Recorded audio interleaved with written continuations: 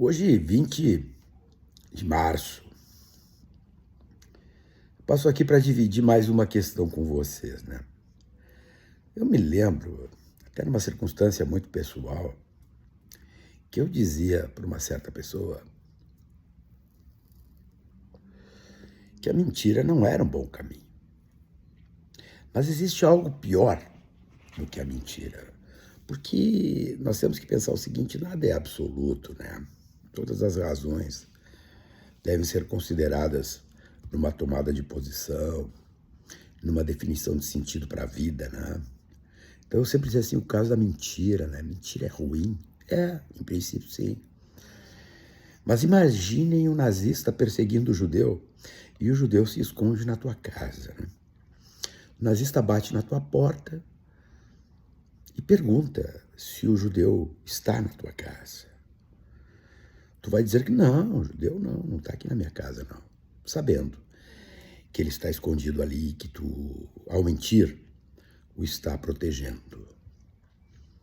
Isso é uma atitude eticamente sustentável, né? Falo isso para dizer que nada deve ser descontextualizado, né? Nada deve ser retirado da sua circunstância definidora, nada. Mas existem determinadas posturas,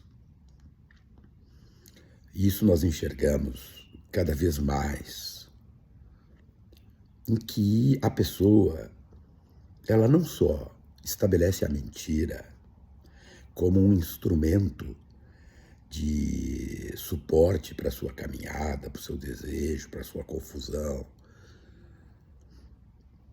como faz dela a mentira a sua própria realidade. Então eu dizia para essa pessoa,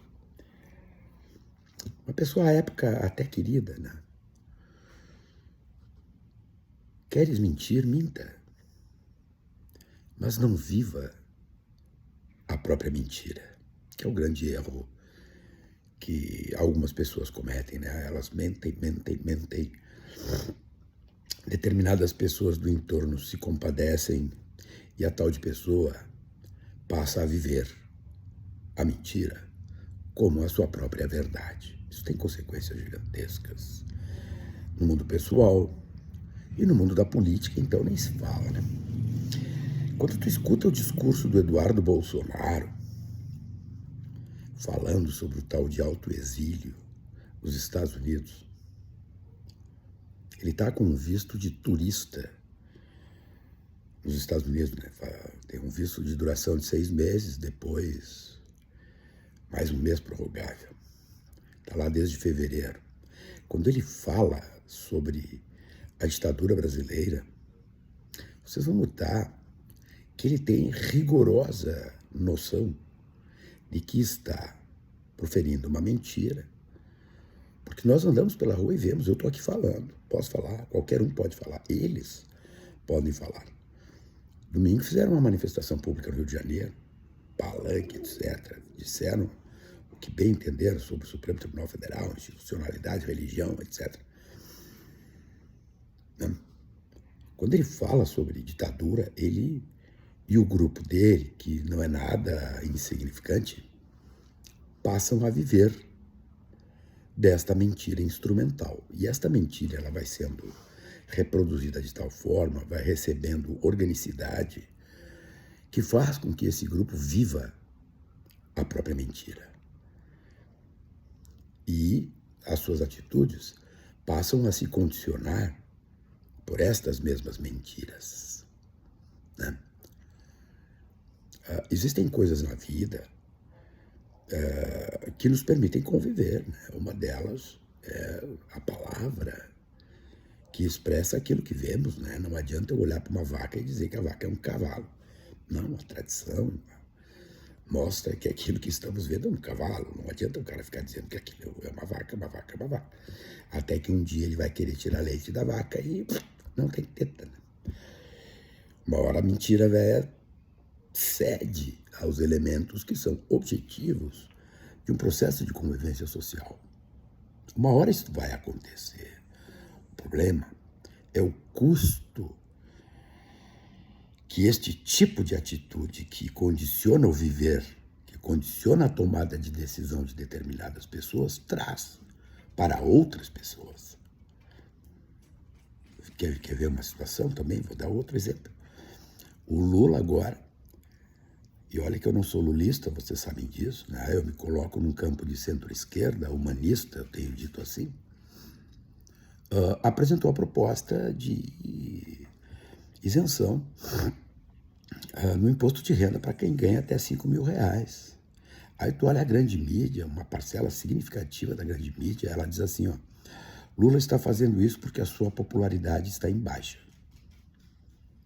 E reduz o ato, que é político. O ato de um político é ato político. Há uma manobra para resgate de popularidade, quando na verdade nós sabemos, e se quisermos ter um pouquinho de contato com a vida, isso é uma proposta que veio da campanha eleitoral, que chegou a ser apresentada, inclusive, no ano passado, causando aquele desastre na questão do dólar, né? Que vendo agora, por exemplo, ontem o dólar baixou, né? Aí tu olha lá para trás, mas como é que lá atrás ele deu aquele estouro do dólar, né? Mas o que eu quero dizer é o seguinte, ou seja, a própria mídia, a grande mídia, ela cria determinadas mentiras como suporte de ação política, dizendo que não faz política. Então, tu vê, aí uma proposta importantíssima que lida com justiça tributária, que trabalha com o tema da desigualdade de rendas no Brasil, que é tratada como se fosse um elemento descolado completamente daquilo que ele é.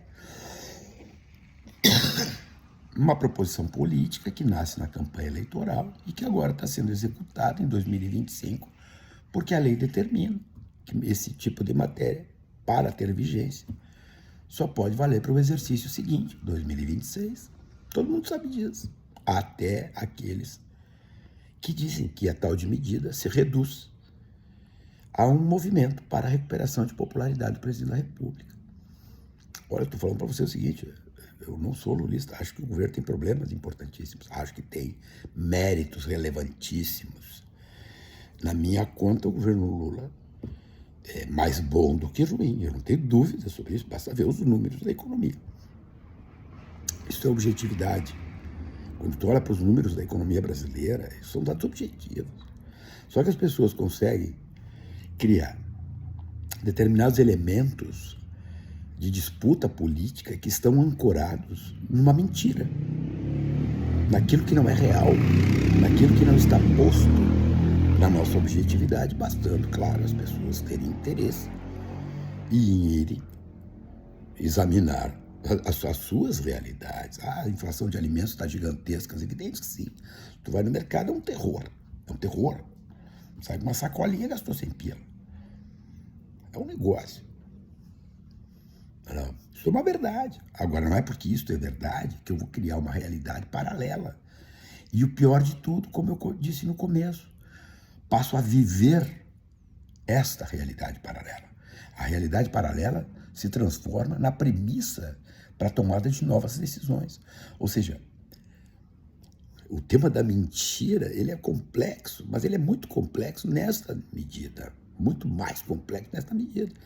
Quando aqueles que tomam decisões relevantes se firmam em dados falsos para tomarem decisões que dizem respeito à vida dos outros. E isso está acontecendo. O discurso do tal de Bananinha é um negócio extraordinário. E pior de tudo, gente, tem coisas assim do arco da velha. Do arco da velha.